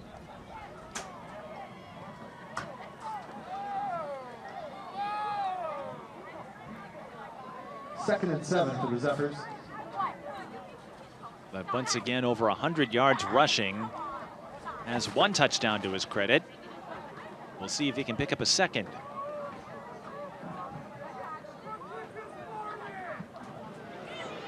Once again, lined up in the tailback slot. No, they go to the fullback this time, and he joins the party. Isaac Opitz with his first touchdown of 2025.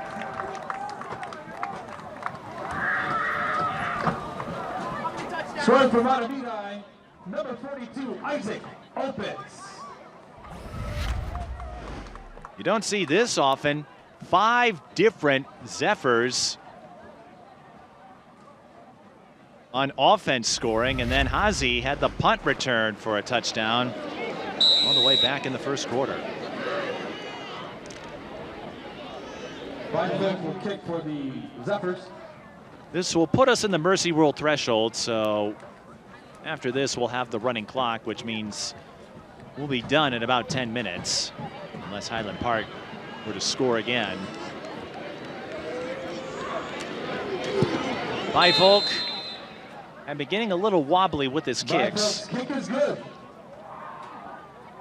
But that one left no doubt. A 5-play, 56-yard drive.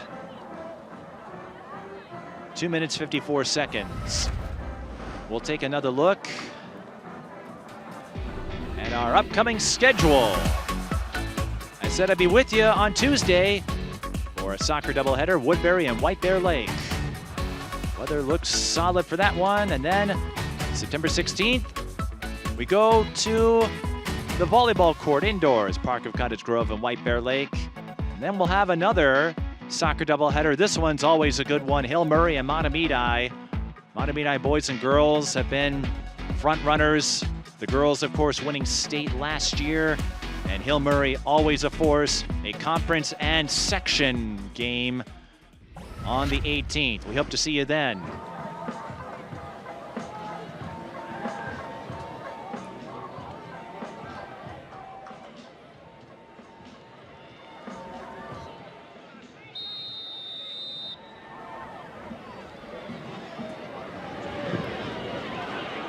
So Highland Park gets another kickoff return, and this is number 11, who is not listed in the roster.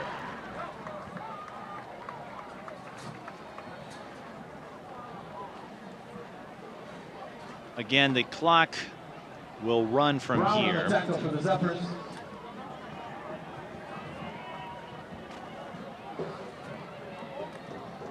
First attempt for the Scots from their 21-yard line. So I suspect we'll see more backups get some reps in.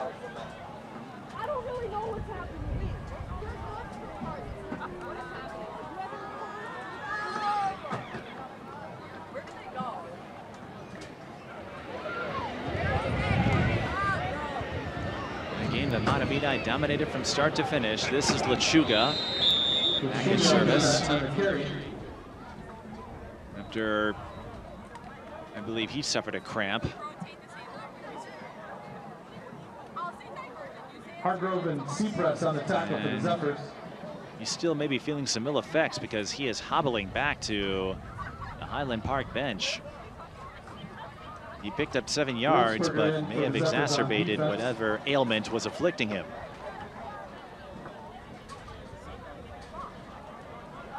We do have some live score updates from around the Metro that I'll share with you because chances are we'll wrap up before most of the other games tonight. As Reed tries to follow his blocker and got back to the original line of scrimmage before he fell on the field, and it will be 3rd and 3.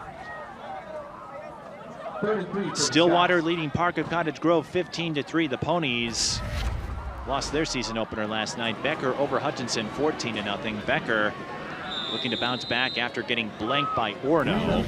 Maple Grove up 14-7 over Eden Prairie. Edina will take care of Wayzata. They lead 33-7 in that one. Champlain Park and Andover knotted up at 14. Holy Angels leading Benilde St. Margaret 6-0. And Mounds View, they lead 21-0 over Roseville. Shakopee over Lakeville South 10-6. Minnetonka should pick up another win as they lead St. Michael Albertville 28-0. They blanked Eastridge last week. And as Reed is tackled from behind. No, he's still going. I thought he was dragged down Reed on the carry by number 41. Foy still on the tackle. But Foy was able to get him just shy of the 30, and that's short of the line to gain. Orono, after beating Becker last week, they are trailing 19-0 to Byron, so Class 4A might have some new 4th and 2 for the Scots. Contenders in the mix.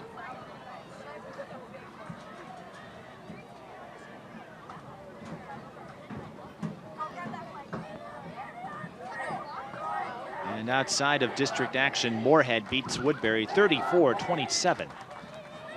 4th and 2.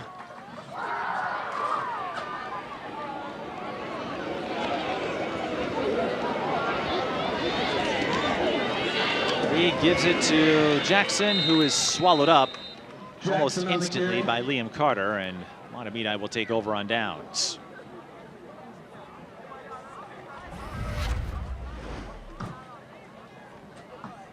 Once again, the penetration for Mahtomedi. For the most part, that defensive line doing a tremendous job plugging up those spaces, not giving Highland Park room to negotiate.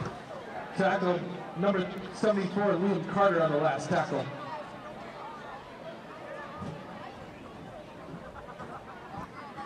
Now in at quarterback, Fergus Speedy.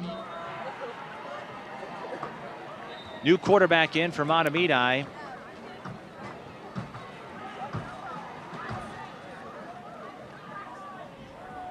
It's Fergus Feedy.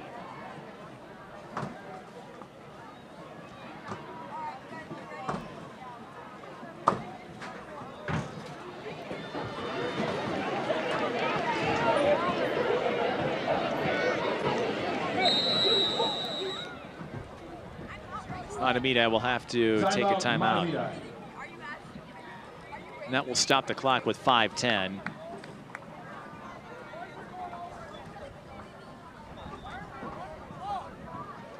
Fergus Feedy getting his first snap on varsity.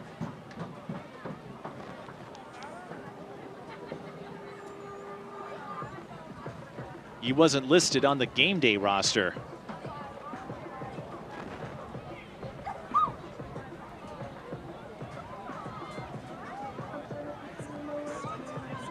There's a look at the water tower. And once again, there's the schedule. I think the games to look for based on this performance and last week, those last two games on the road, Cretin-Durham Hall and St. Thomas Academy. But St. Louis Park, Kennedy, Jefferson, and Tartan, I think Mahtomedi could get to 6-0, but we'll see.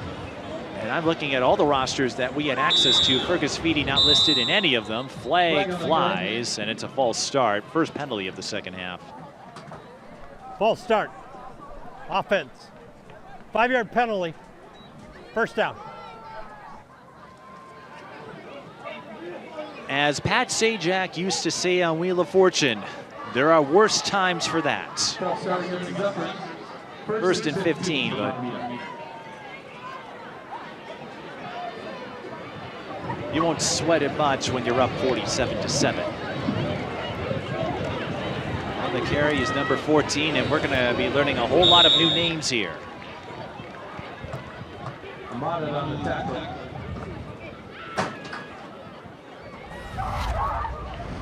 It's a gain Johnson on the carry of 3 yards. That's Johnson, number 14.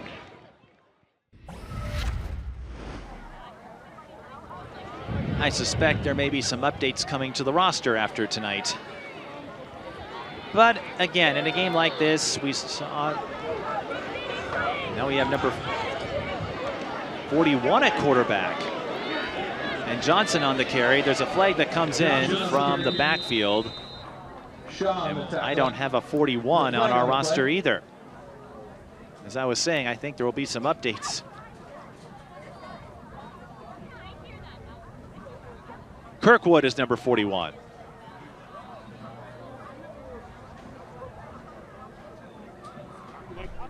And here's the penalty.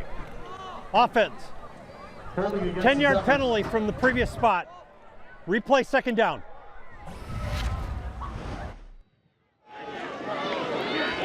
Typically, when you see a flag from the referee, it's for holding. We did see an illegal block earlier, but usually a flag from the backfield is not a good sign for the offensive side. So a 10-yard penalty, that makes it second and White Bear Lake. Had to get that in there. Nowhere to go for Opitz. Masoud Ahmadad, I believe, making the play. It's a loss of a yard.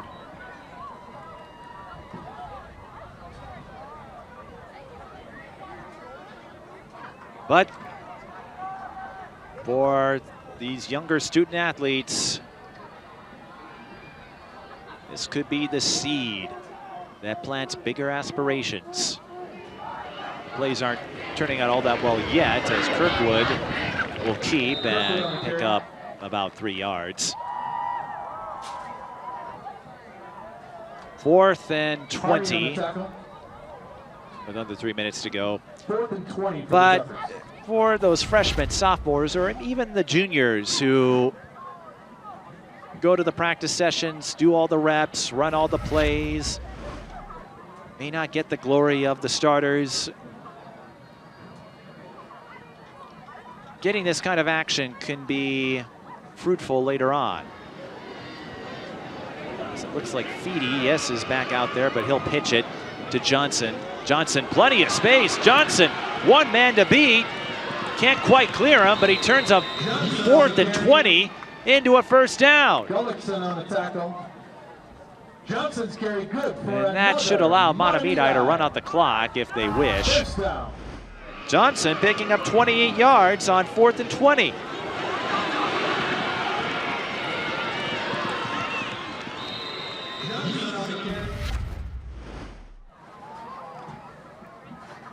I did say this was stat padding time. Well, Johnson padding his numbers by about 20 yards. As we see Kirkwood under center this time. They're trying out everybody at quarterback. He'll keep, look for blocking, and he gets it Kirkwood on the carry. as he maneuvers to about the 3. Hardy on the tackle. 2nd and goal from the 3. 2nd and goal.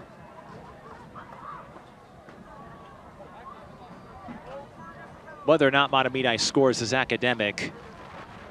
But as we saw with Muchapau, who picked up over 100 yards rushing and a touchdown.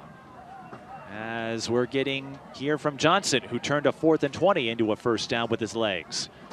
All of those factors could be useful later. Whether an injury or something else happens and you have to call upon someone here. I think we're getting victory formation now with under a minute.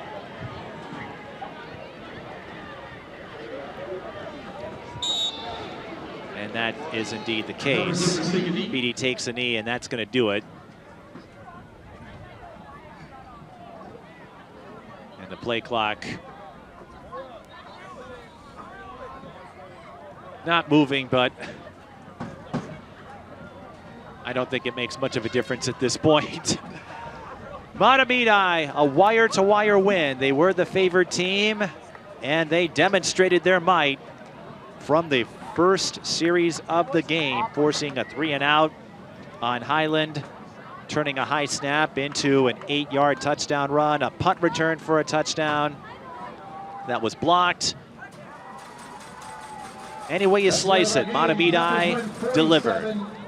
And they go to 2-0. Should be one of the favorites, at least in the early going in Class 5A. Getting a win over Mankato West and following it up with a 47-7 victory over Highland Park. A whole lot of Zephyrs scoring touchdowns tonight. Ozzie, one on special teams. Graff got a touchdown run in. Rubish had a pair. Cruz got one. Jackson, that was for Highland Park, scoring the only touchdown for the Scots. Muchapau and Opitz adding touchdown runs later. We'll take one more look at the highlights on Pink Out Night. The students may be wearing pink, but Mahtomedi was red hot. And it began from their first offensive series at the 8, following a high snap. That's Graff who kept it himself and ran it in. Here's the Hazy block punt that led to a touchdown. Mahtomedi led 21-0 at that point. Later on, it's Rubish with his second touchdown run. Jackson scoring the only touchdown for Highland Park, working the right side. That came just before the half expired. Muchapau picked up over 100 yards. And Rogoszewski